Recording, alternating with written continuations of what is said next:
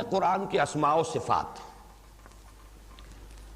علامہ جلال الدین سیوطی نے بڑی ان کی شرح آفاق کتاب ہے الاتقان فی علوم القرآن، 55 نام جمع کیے ہیں قرآن کے اسماء و صفات، قرآن حکیم ہی سے لے کر 55 کی فہرست مرتب کی۔ اور میں نے آج جب اس پر غور کیا تو اندازہ ہوا کہ وہ بھی کامل نہیں ہے، اس لیے کہ لفظ برہان ان کی فہرست میں شامل نہیں۔ در حقیقت قرآن مجید کی صفات، قرآن مجید کی شانیں، قرآن مجید کی تاثیر کے لیے مختلف الفاظ، اگر ان سب کو جمع کیا جائے تو 55 ہی نہیں، اس سے بھی زیادہ الفاظ بن جائیں گے، لیکن میں نے انہیں تقسیم کیا ہے 2 حصوں میں۔ ایک وہ ہے کہ جو لفظ مفرد کی حیثیت سے اور معرفہ کی شکل میں قرآن مجید میں قرآن کے لیے وارد ہوئے، مفرد ہو، ایک صفت ہے جو موصوف کے ساتھ آ رہی ہے، قرآن مجید۔ اب مجید قرآن کا نام نہیں ہے، یہ در حقیقت صفت ہے، قرآن کی صفت، اور القرآن المجید بھی کہا گیا ہے۔ اس اعتبار سے اگرچہ الف لام کے ساتھ بھی المجید مل جائے گا، لیکن القرآن المجید چونکہ موصوف کے ساتھ مل کر آیا ہے تو اس کو میں صفت قرار دے رہا ہوں۔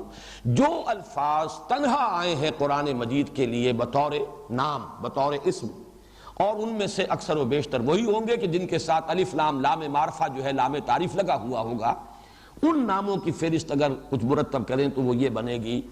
اہم ترین نام جو ایکسکلوسیو ہے قرآن کے لیے، میں بعد میں اس کی وضاحت کروں گا، وہ تو ہے القرآن۔ اس کے بعد سب سے زیادہ کثرت سے استعمال ہونے والا الکتاب، اس کے بعد قرآن کی اصل حقیقت پر روشنی ڈالنے والا اہم ترین نام الذکر۔ قرآن مجید کی افادیت کے لیے سب سے زیادہ جامع نام الہدیٰ۔ قرآن مجید کی نوعیت کہہ لیجئے، اپنی جگہ پر اس کی حیثیت، اس کے اعتبار سے النور۔ قرآن مجید کی ایک شان اور جو ایک لفظ کے طور پر آیا ہے الفرقان، فرق کر دینے والی شے، دودھ کا دودھ، پانی کا پانی جدا کر دینے والی شے۔ پھر الوحی بھی آیا ہے، انذرکم بالوحی، وحی، الوحی، اس طریقے سے۔ اور کلام اللہ، جیسا کہ ابھی میں نے عرض کیا، حتیٰ یسمع کلام اللہ، چونکہ اللہ کے ساتھ ہو کر مضاف ہوا ہے یہاں پر کلام، تو یہ بھی معرفہ بن گیا، کلام اللہ، اللہ کا کلام۔ میرے نزدیک جنہیں ہم نام قرار دیں قرآن کے، وہ تو یہی بنتے ہیں۔ فہرست اگرچہ جیسا کہ میں نے عرض کیا، جو لفظ بھی قرآن کے لیے صفت کے طور پر، جو لفظ بھی اس کی کسی شان کو بیان کرنے کے لیے قرآن میں آ گیا ہے، علامہ جلال الدین سیوطی نے اس کو شامل کر لیا، فہرست 55 بنا لی، اور وہ بھی میں نے عرض کیا وہ بھی مکمل نہیں۔ القرآن، الکتاب، الذکر، الہدیٰ، النور، الفرقان، کلام اللہ، الوحی۔ لیکن صفات کے لیے جو الفاظ آئے ہیں، کریم، انہ لقرآن کریم، الحکیم، یاسین والقرآن الحکیم انک لمن المرسلین، العظیم، قرآن حکیم، قرآن العظیم، وَلَقَدْ آتَيْنَاكَ سَبْعًا مِنَ الْمَثَانِي وَالْقُرْآنَ الْعَظِيمِ، الْمَجِيدُ، بل هو قرآن مجید، قاف والقرآن المجید، تو لفظ مجید بھی آیا ہے۔ المبین، والکتاب المبین، جیسے کہ ابھی ہم نے اس آیت کا حوالہ دیا۔ پھر رحمت، ہدم و رحمہ، یہ رحمت ہے۔ العلی، ابھی آیت جو پڑھی تھی، وَإِنَّهُ لَدَيْنَا وَإِنَّهُ لَفِي أُمِّ الْكِتَابِ لَدَيْنَا لَعَلِيٌّ حَكِيمٌ، العلی ہے، بہت بلند و بالا۔ بصائر، بشرا، بشیر، جو کہ انبیاء کے لیے الفاظ آتے ہیں، بشیر اور نذیر، وہ خود قرآن کے لیے بھی آئے ہیں۔ قرآن اپنی ذات میں فی نفسہ ہی بشیر بھی ہے، نذیر بھی ہے، عزیز بھی ہے، کتاب عزیز، بلاغ، بیان، احسن القصص، احسن الحدیث، موعظہ، شفاء، قد جاءکم موعظۃ من ربکم وشفاء لما فی الصدور، اور ایسے ہی مبارک، مہیمن، قیم، شافی، مثانی، متشابہ، یہ مختلف الفاظ ہیں، مختلف شانیں ہیں۔ پوری میں فہرست نہیں اس وقت آپ کو سنا رہا، لیکن یہ کہ جیسے کہ اللہ تعالیٰ کے نام ہیں 99 100، اللہ کی شانیں ہیں، اللہ کی صفات ہیں۔ حضور نبی کریم صلی اللہ علیہ وسلم کے ناموں کی بھی آپ نے اسی طریقے سے فہرست پڑھی ہوگی، مختلف شانیں ہیں آپ کی، اس کے اعتبار سے آپ بشیر بھی ہیں، نذیر بھی ہیں، آپ کی جتنی بھی شانیں ہیں وہ بیان ہوئی ہیں، المعلم بھی ہے، تو یہ تمام الفاظ اسی طریقے سے قرآن مجید کے یہ اسماء ہیں۔ البتہ ان میں سب سے اہم نام جس کے لیے میں نے ابھی لفظ استعمال کیا تھا ایکسکلوسیو، یہ کسی اور کتاب کے لیے لفظ استعمال نہیں ہوا، ورنہ تورات کتاب بھی ہے، تورات ہدایت بھی تھی، تورات کے لیے لفظ نور بھی آیا ہے، ہم نے تورات نازل کی فیہا ہدی و نور، ہم نے انجیل نازل کی تھی فیہا ہدی و نور، خود قرآن مجید بھی ہدا بھی ہے، نور بھی ہے، رحمت بھی ہے، تو بقیہ تمام الفاظ تو مشترک ہیں کتاب، لیکن یہ کہ القرآن اس لفظ کا اطلاق کسی اور کتب سماویہ میں سے کسی اور کتاب پر نہیں ہوا، یہ تنہا قرآن مجید کے لیے ہے ایکسکلوسیو نام۔ اسی لیے ایک رائے یہ ہے کہ یہ اسم علم ہے اور اسم جامد ہے، یہ اسم مشتق نہیں ہے۔ اس کے لیے مثال ذہن میں رکھیے، جیسے کہ میں نے سورہ اخلاص کے ضمن میں اللہ تعالیٰ کا جو نام اللہ ہے اس کے بارے میں عرض کیا تھا، ایک رائے یہ کہ یہ اسم جامد ہے، یہ مشتق نہیں ہے، اسم علم ہے، یہ کسی اور مادے سے نکلا ہوا نہیں ہے، یہ تو اسم ذات ہے، اسم علم ہے اور اسم جامد ہے۔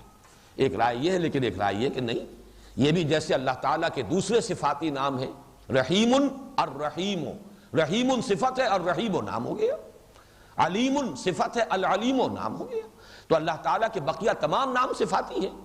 اسی طریقے سے ایک رائے یہ ہے کہ اللہ کا یہ نام بھی صفاتی ہے، الہ پر الف لام داخل ہوا، الالہ، اس میں سے مدغم ہو گئے دو لام، اللہ، الالہ سے اللہ بنا ہے، تو یہ دوسری رائے ہے۔ بین ہی جو معاملہ اختلافی ہے لفظ اللہ کے بارے میں، وہی اختلاف ہے لفظ قرآن کے بارے میں۔ ایک رائے یہ کہ یہ اسم جامد ہے، اسم علم ہے، اس کو کوئی اور اس کا مادہ نہیں۔ دوسری رائے یہ ہے کہ اس کا مادہ ہے، لیکن پھر اس مادے کی تعیین میں اختلاف ہے۔ ایک یہ کہ لفظ اس کا مادہ جو ہے وہ قرن ہے، قاف را نون، گویا کہ قرآن میں جو نون ہے وہ بھی حرف اصلی ہے۔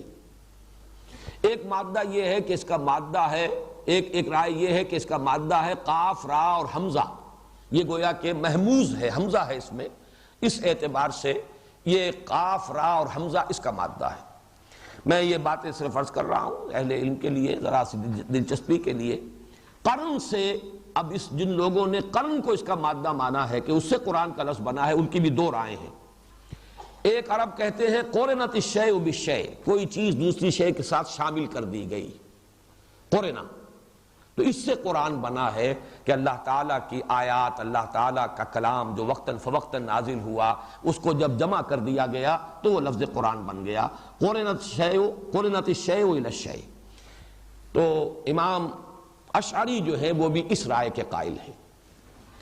ایک رائے یہ ہے امام فرا جو بہت بڑے امام ہیں لغت کے، کہ قرینہ اور قرائن سے بنا ہے۔ یہ قرائن ہوتے ہیں کچھ چیزوں کے، کچھ آثار، قرائن، تو قرآن مجید کی آیات چونکہ ایک دوسرے سے مشابہ ہیں، کتاباً متشابہاً مثانیہ، یہ قرآن مجید کی صفت ہے، ایک مقام پر وارد ہوئی ہے، اس اعتبار سے یہ قرینہ ہے، آپس میں قرآنہ ہیں یہ آیات، اس اعتبار سے قرن سے قرآن بن گیا ہے۔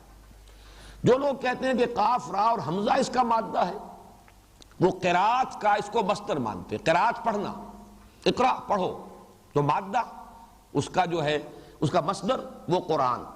لیکن سوال پیدا ہوتا ہے کہ یہ تو مصدر کا عام معروف جو ہے یہ وزن نہیں ہے، لیکن اس کی مثالیں عربی میں موجود ہیں۔ رجحان، رجحان میں رجح، راجح، نون اصلی نہیں ہے لیکن مصدر کے اندر نون آ گیا۔ غفران، غفران کا مادہ مت جو ہے نون اس میں شامل نہیں ہے، غین فے اور را ہے، لیکن غفران، غفرانک، غفرانک ربنا وإلیک المصیر، تو جیسے رجحان اور غفران مصدر ہیں، ایسے ہی قرات کا مصدر ہے قرآن، پڑھنا، اور مصدر بسا اوقات آ جاتا ہے مفعول کی جگہ پر، گویا کہ پڑھی جانے والی شے، پڑھی گئی شے قرآن ہے۔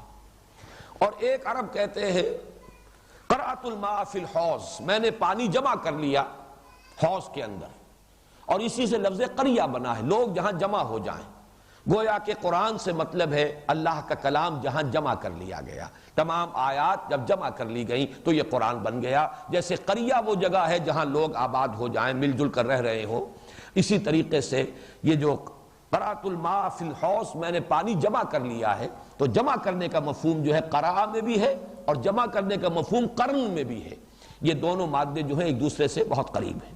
اقول قولی ھذا واستغفر اللہ لی ولکم ولسائر المسلمین والمسلمات۔ امید ہے آپ کو یہ ویڈیو پسند آئی ہوگی۔ مزید اچھی ویڈیوز کے لیے ہمارا چینل دیکھنا جاری رکھیں۔ شکریہ۔